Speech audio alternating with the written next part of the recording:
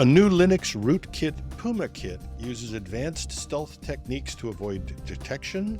Microsoft confirms critical Windows Defender vulnerabilities. New Android and Windows malware downgrades browser security.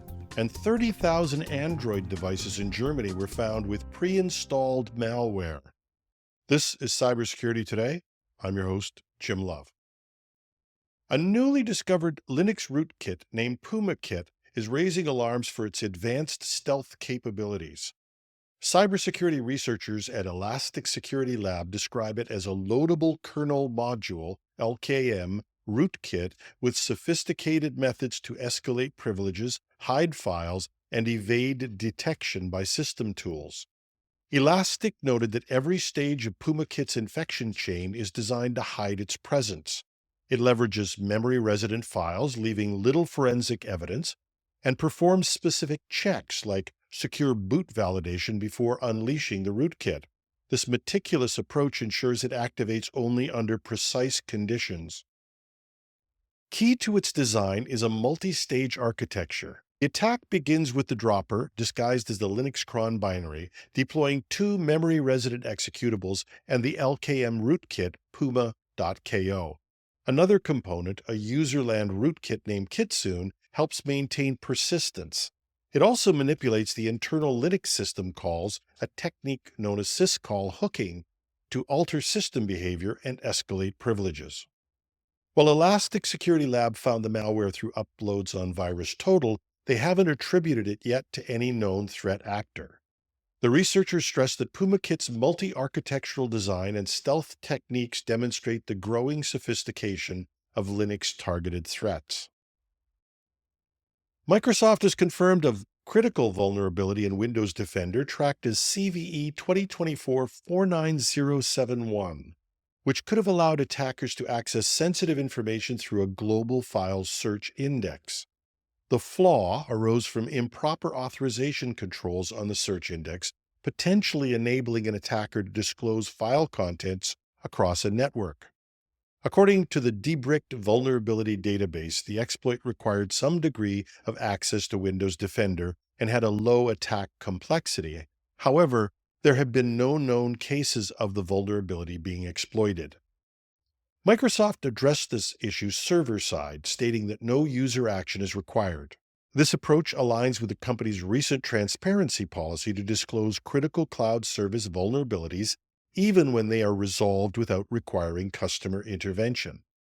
Interestingly, we recently covered a story about legislation in the U.S. designed to speed up vulnerability disclosures, but instead of improving transparency, it's had an unintended effect of making some companies less informative.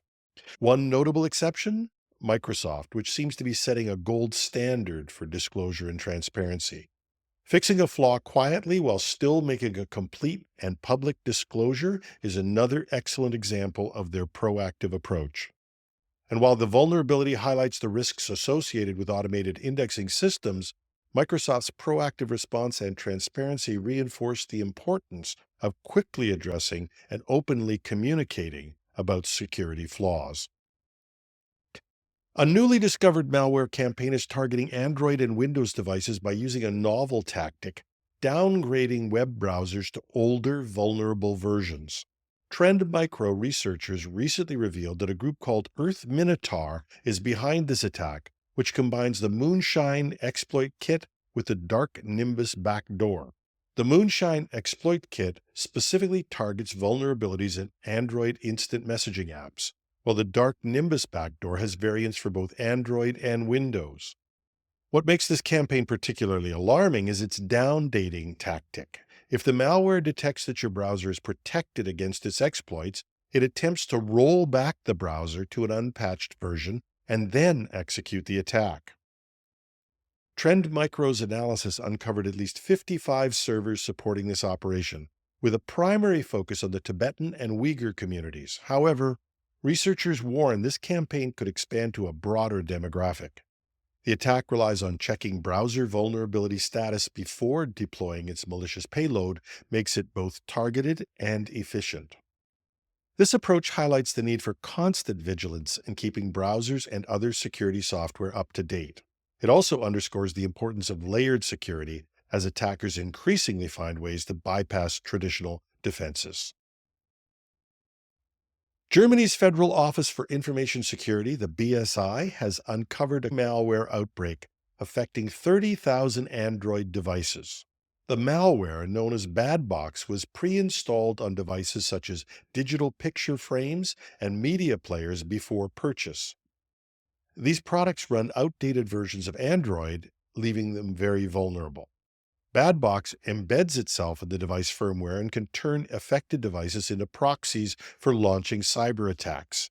It can also download additional malware to commit click fraud by accessing websites and ads in the background. To counter this, BSI has implemented a sinkholing measure, redirecting traffic from infected devices to government-controlled servers to prevent communication with hacker command centers. BSI has assured users there's no immediate danger as long as the sinkholing remains active, but it urges affected users to disconnect devices from the internet. Telecommunications providers are notifying users based on IP addresses linked to the malware. Google responded to this issue, clarifying that the infected devices were not Play Protect certified. Play Protect certified devices undergo rigorous testing to ensure security and compatibility.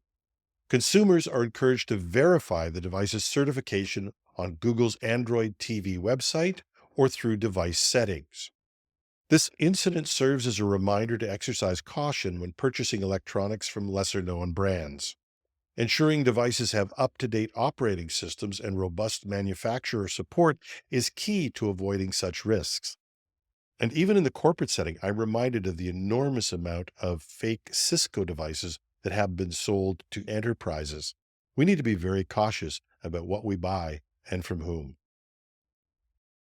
And that's our show for today. You can find links in our show notes at technewsday.com or .ca. Take your pick.